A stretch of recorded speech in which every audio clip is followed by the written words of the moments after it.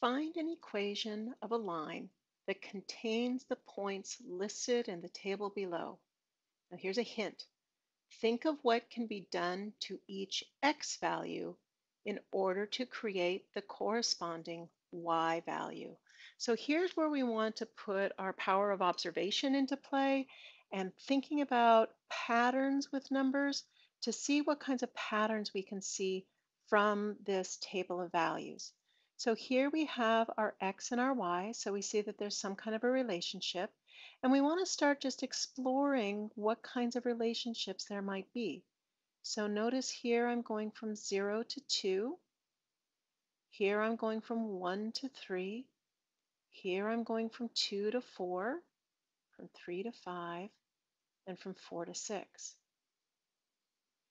And so there's lots of different ways that we could think about this. And what's true is that the relationship that I find between any ordered pair also has to work for all the other ordered pairs on this table. So for example, if I just kind of jump into the middle of things here and I look at this 2 and 4, I say, oh, to get from 2 to 4, I could just multiply 2 times 2 and I would come up with 4. So it must just be multiplication by 2. But notice if I go to another ordered pair, like going from 1 to 3, 1 times 2 would give me 2. It wouldn't give me 3. So that can't be right. Now, with this, as you look at the relationships, I'm guessing that by now you're said, well, that's pretty straightforward. Each x value just has 2 added to it.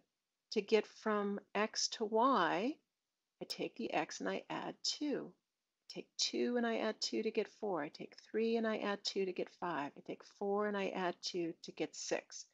And so what does that mean? It says that if I take the x and I add 2, that's going to give me the corresponding value for y. And so here's the general form of what we just saw in that table.